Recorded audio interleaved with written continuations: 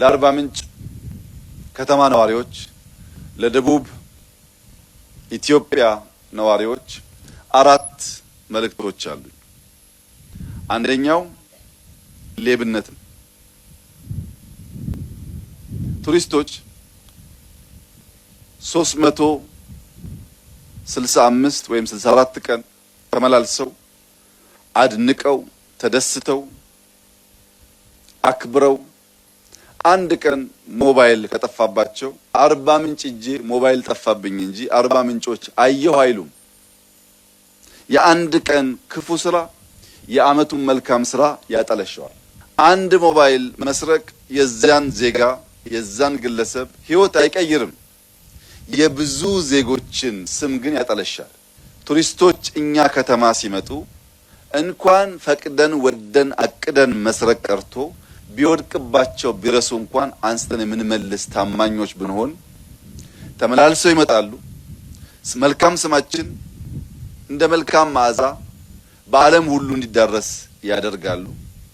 በምድርም በሰማይም የከበረ ማንነት ይኖረናል።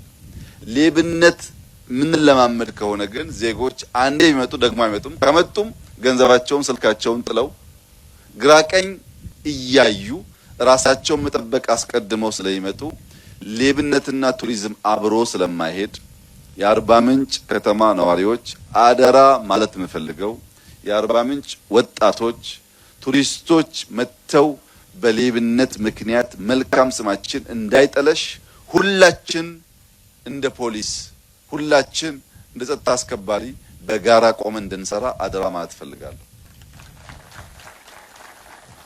ሁለተኛው ሰላም ነው። መቼም አርባ ምንጭና አካባቢው በሰላም የሚታማ ህዝብ አይደለም። በጣም ፍቅር የተሞላ ሰላማዊ ህዝብ ነው። 4 ሰዓት 5 ሰዓት 6 ሰዓት ብንንቀሳቀስበት የሚያሰጋ ነገር የለም። ይህ መለያችን ሀብታችን የሚቀጥል መሆን አለበት። ሰዎች መጥተው የሚተኙ ሳይሆኑ ተንቀሳቅሰው ገንዘብ የሚያወጡ እንዲሆኑ የሰላም ጉዳይ ከምንም በላይ ጥንቃቄ ይሻል። ቱሪስቶች ሰላም ከሌለ ወደዚህ ለመምጣት ስለማይደፉ። ሶስተኛው ጽዳት ነው። ባለቤት ያለው ከተማ ዜጎች ያሉበት ሀገር ወይም ባለቤቱ ራሱ የሚኖርበት ቤት አይቆሽሽም። ሰው የራሱን ቤት ውሃ ጠጥቶ በየቦታው ላስቲክ አይወረውርም። ሶፍት ጠርጎ ሳሎን በየቦታው አይጥልም። ቤቱ ነው ይጠብቀዋል። ማጽዳት የሱ ስራ እንደሆነ ያውቃል። ዜጎቿ የሚኖሩባት ከተማም እንዲሁ ናት። ሰው ዝም ብሎ አይጥልባትም። የራሱን ከተማ ሰው አያቆሽሽም። መትከል ብቻ ሳይሆን ማጽዳት፣ አለማቆሸሽ፣ ይህን ተፈጥሮ መጠበቅ የአርባ ምንጭ ሰዎች መለያ መሆን አለበት። ኑሯችን በሚፈለገው ልክ ያማረ ላይሆን ይችላል። ሀብታም ላንሆን እንችላለን። ዛፍ መትከልና ማጽዳት ግን ምንም አይከለክለንም። ጽዳቱና ዛፉ ብቻውን ያነሰ ነገራችንን በተወሰነ ደረጃ የሚሸሽገው ብቻ ሳይሆን የበለጠ እንዲመጣ የሚጋብዝ ነው። ሰላም፣ ጽዳት፣ ሌብነት ቱሪስትን በበቂ ደረጃ ለማምጣት የሚያግዙን ጉዳዮች ስለሆኑ ሶስቱን አርባ ምንጭ ከተማ ነዋሪዎች፣ የአካባቢ ነዋሪዎች፣ የክልል ነዋሪዎች አደራ ምላቸው ሲሆን አራተኛው እና ዋነኛው መልእክቴ ግን ደቡብ ኢትዮጵያ አርባ ምንጮች ብቻ ሳይሆኑ ከኢትዮጵያ ከ1/3 በላይ ብሔሮች የሚገኝበት ክልል ነው። ከ30 በላይ ብሔሮች የሚገኙበት ክልል ነው። ለተከበረው ለደቡብ ኢትዮጵያ ሕዝብ አደራ እያልኩ ማስተላለፍ የምፈልገው መልእክት ኮንሶ ከጋሞ አያንስም፣ ዳሰነች ከወላይታ አያንስም። ሁሉም ሕዝብ እኩል ነው። እኔ እበልጣለሁ የሚል ስሜት፣ እኔ እሻላለሁ የሚል ስሜት፣ ካለኔ አንደኛ የለም የሚል ስሜት ለዘመናት ደሃ አድርጎ አቆይቶናል። መሻል በተግባር ነው።